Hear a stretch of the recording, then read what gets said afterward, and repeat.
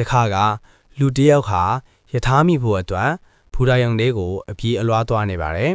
သူခေါင်းထဲမှာယထာမိမဖြစ်မယ်နောင်ကြလို့မဖြစ်ဘူးဆိုတဲ့အသွေးပဲရှိနေတော့ဘေးနားကဖြတ်သွားတဲ့လူတွေကိုလည်းဝင်တိုက်မိတယ်လမ်းဘေးကလှပတဲ့ပန်းကင်းလေးတွေကိုလည်းမမြင်လိုက်ဘူးအီးများတဲ့လေပြေလေးတိုက်သွားလာကိုလည်းမခံစားလိုက်ရပါဘူးနောက်ဆုံးယထာပေါ်ရောက်သွားပြီးထိုင်ကုန်မှထိုင်ရင်းအမောဖြေလိုက်ရတဲ့အချိန်ကြာမှပဲပဒင်းပေါက်အကင်ဘက်ကလှပလွန်းနဲ့နေဝင်စည်းစာမြင်ကွင်းကြီးကိုတတိထားမိသွားပါတော့တယ်ကျွန်တော်တို့ရဲ့လက်ရှိဘဝတွေကရောအဲ့ဒီလူလိုများဖြစ်နေမလားပိုက်ဆံရှာဖို့ယာရုတက်ဖို့အောင်မြင်ဖို့သူများထက်တာဖို့ဆိုတဲ့ရီမန်းချက်တွေနောက်ကိုနေ့စဉ်နဲ့အမျှအပြေးအလွှားလိုက်နေကြရင်တကယ်တမ်းကျွန်တော်တို့ဘဝရဲ့အနာမှာရှိနေတဲ့မိသားစုရဲ့နှွေးထွေးမှု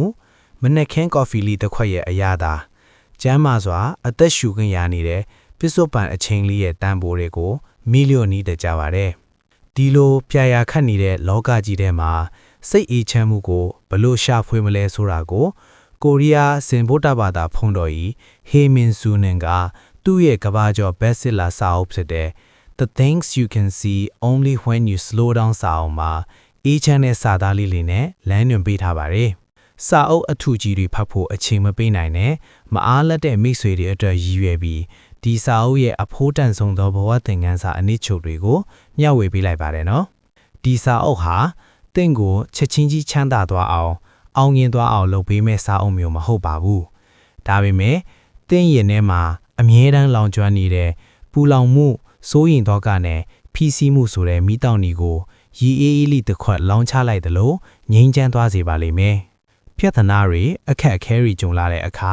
အတင်းရုံးကန်းရင်ဆိုင်နေမယ့်အစားခဏလောက်နှောင့်ဆုတ်ပြီးရှူတော့အသက်ကနေကြီးတက်တဲ့အလေးအကျင့်ကိုရရှိစေပါမယ်လူမှုဆက်ဆံရေးတွေမှာခဏခဏစိတ်ညစ်ရထားတွေ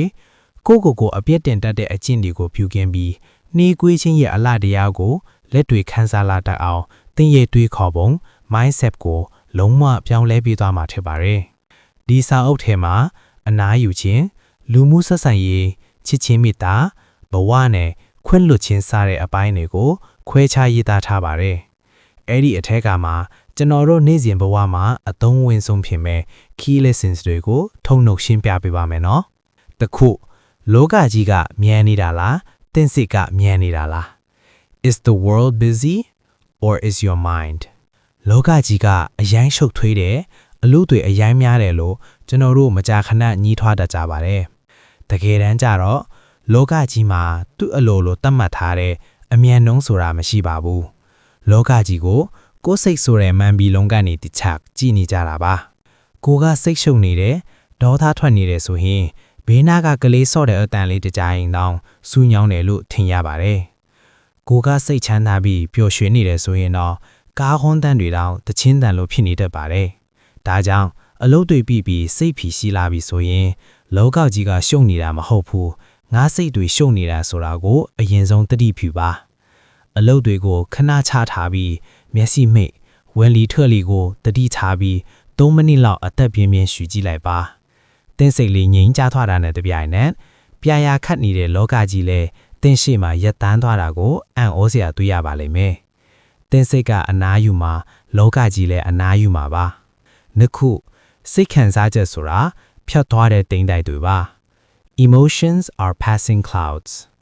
ဒေါသထွက်တာဝမ်းနေတာမနာလိုဖြစ်တာစတဲ့အပြတ်သဘောရှောင်တဲ့ခံစားချက်တွေဝင်လာတဲ့အခါ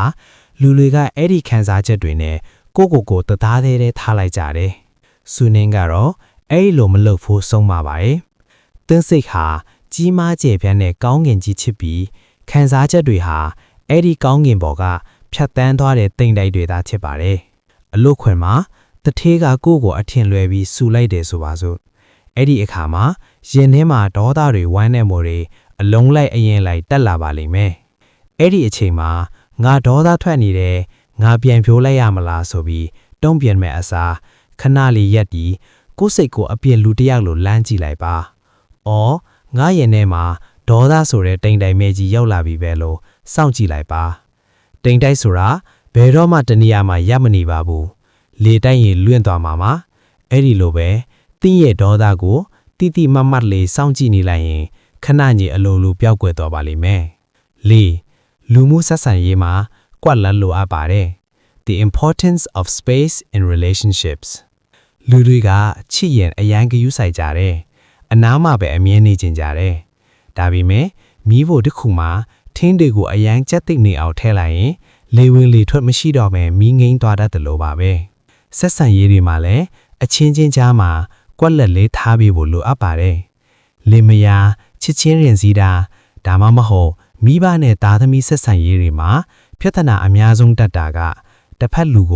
ကိုဖြစ်ချင်တဲ့ပုံခွက်ထဲအတင်းသွင်းတာပါငါကသူ့ကိုချစ်လို့သူ့အတွက်ကောင်းအောင်ပြောတာပဲဆိုပြီးအရာရာကိုဝန်ဆွတ်ဖြစ်တာဟာတစ်ဖက်လူအတွက်မွန်းကျက်စရာဖြစ်လာပါတယ်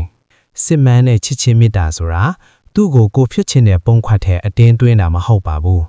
သူရှိနေတဲ့ပုံစံအတိုင်းလက်ခံပေးတာပါအပင်နှစ်ပင်ရင်ပုတ်တဲ့အခါအရင်ကတ်နေရင်နှစ်ပင်လုံးရည်နေကြောင်မရပဲတည်သွားတတ်ပါတယ်တင့်တဲ့နဲ့အကွာအဝေးလေးတစ်ခုကနေအချင်းချင်းနားလည်မှုနဲ့ယက်တီးခဲ့တာမှာရည်ရှိခိုင်မြဲတဲ့ဆက်ဆံရေးကိုဖြစ်စေပါမယ်ငါအခြားလူကိုခွင့်လွှတ်လိုက်တာဟာကိုကဲတင်တာပါ Forgive for yourself တယောက်ယောက်ကကိုယ့်အပေါ်မကောင်းလုပ်သွားတဲ့အခါအဲ့ဒီလူကိုမုန်းတိတ်ပြီးရင်ထဲမှာအရင်အတေးတွေတင်ထားတတ်ကြပါတယ်ဒါပေမဲ့အဲ့ဒီလိုအရင်ထားတာဟာကိုဘာသာအစိတ်တောက်ပြီးတစ်ဖက်လူသေးပါစေလို့ဆူတောင်းနေတာနဲ့အတူတူပဲလို့ဆူနှင်းကဆိုပါတယ်လွန်ခဲ့တဲ့9နှစ်ကတင့်ကိုတစ္ဆာဖျောက်သွားတဲ့မိတ်ဆွေတယောက်ရှိတယ်ဆိုပါစို့တင်ကအခုချိန်ထိသူ့ကိုတွေးပြီးဒေါသထွက်နေတယ်နာကျင်နေတော့မှတကယ်တမ်းစဉ်းစားကြည့်ရင်သူကတော့အေးအေးဆေးဆေးအိပ်ပျော်နေလောက်ပါပြီတင်းရဲ့အမုန်းတရားတွေကြောင့်တင်းကိုယ်တိုင်ပဲညဘက်အိပ်မပျော်ဖြစ်ရတယ်စိတ်ဆင်းရဲရပါတယ်သူ့ကိုခွင့်လွှတ်လိုက်တယ်ဆိုတာသူလုပ်ခဲ့တဲ့အမှားကိုအတိမတ်ပေးလိုက်တာမဟုတ်ပါဘူးတင်းရင်ထဲကအမုန်းဆိုတဲ့အလေးအပိန်ကြီးကိုလွတ်ချလိုက်ပြီးတင်းကိုတင်လွတ်လပ်ခွင့်ပေးလိုက်တာပါသူ့အတွက်မဟုတ်ဘူးငါစိတ်ချမ်းသာဖို့အတွက်သူ့ကိုခွင့်လွှတ်လိုက်ပြီလို့တွေးလိုက်ပါဒီစာအုပ်ကိုဖိုင်အင်းနဲ့ကျွန်တော်ဘဝမှာအရင်ကအမတ်တမဲ့လုံမိခဲ့တဲ့အမားလေးတစ်ခုကိုတွားပြီးသတိရမိပါတယ်အရင်ကဆိုအလုတ်အားတဲ့စနေတနေ့မိတွေမှာဘာမှမလုပ်ပဲအနားယူနေရင်ငါအချင်းတွေဖြုံးနေသလိုပဲသူများတွေကြိုးစားနေချိန်ငါရပ်မနေလို့မဖြစ်ဘူးဆိုပြီးကိုအပြစ်တင်တဲ့အချင်းလေးရှိခဲ့ပါတယ်ဖုံးလေးခဏချပြီးကောင်းကင်ကြီးကိုမောက်ကြည့်ဖို့တောင်နှမျောနေခဲ့တာပါဒါပေမဲ့စူးနှင်းရဲ့အနားယူတာဆိုတာအချိန်ဖြုံးတော့မဟုတ်ဘူးရှေ့ဆက်လျှောက်ဖို့ခွန်အားတွေပြန်ဖြည့်နေတာဆိုတဲ့စကားလေးကကျွန်တော်ကိုအများကြီးလွတ်မြောက်သွားစေခဲ့ပါတယ်တကယ်တော့စက်ယူကြည့်တဲ့တောင်ဘက်ထရီအားသွင်းဖို့လိုသေးတာပဲလေအခုဆိုအလုပ်တွေအများများပြီးစိတ်ရှုပ်လာပြီးဆိုတာနဲ့အရာရာကိုခဏရက်လိုက်ပါတယ်ကော်ဖီလေးတစ်ခွက်ဖြော်ပြီးပတင်းပေါအဖင်ဘက်ကို10မိနစ်လောက်ငေးကြည့်နေလိုက်တယ်အဲ့ဒီလိုနှီးကွေးလိုက်တဲ့10မိနစ်ဟာတနေတာလို့အလုပ်လုပ်ဖို့အတွက်အတန်ကိုကလင်ရစ်နေတဲ့စိတ်ဆွမ်းအားကိုပြန်ပေးနိုင်တာကိုလက်တွေ့ခံစားလာတတ်သွားပါတယ်အချုပ်အားဖြင့်ပြောရမယ်ဆိုရင်တော့လောကကြီးမှာပြေးလွှားစူးစမ်းနေဖို့လိုအပ်ပါတယ်ဒါပေမဲ့ဘာအတွက်ပြေးနေမှမသိနေလောက်အောင်ကိုတောင်ပြန်မကြည့်နိုင်လောက်အောင်မပြေးပါနဲ့အရာရာတိုင်းကိုမြင်လို့မှကောင်းတာမဟုတ်ပါဘူးတခါတည်းရံမှာနှီးခွေးသွားခြင်းကမှကျွန်တော်တို့ကိုပို့ပြီးရှင်းလင်းစွာမြင်နိုင်စေပါတယ်ဒီကနေ့ကစပြီးဒီနေ့ကို9မိနစ်လောက်ပဲဖြစ်ဖြစ်ကိုအချိန်ပေးပါဖုန်းတွေကိုချလိုက်ပါဝင်းလေးထွန်လေးကိုမှတ်ပြီးပြစ်စုံပံမှာအပြည့်အဝနေထိုင်ကြည့်ပါလောကကြီးကတင့်ကိုစောင့်နေပါလိမ့်မယ်တင်ပြေးလွှားတော်နေလို့ဒါလွတ်တော်မိုင်မဲ့ဘဝရဲ့အလားတရားလေးတွေကိုဖြည်းဖြည်းချင်းလမ်းလျှောက်နေတဲ့ချီတေချာခန်းစားကြည့်ဖို့ဒီစာအုပ်လေးကနေတဆင့်အကြံပြုတိုက်တွန်းလိုက်ပါတယ်နော်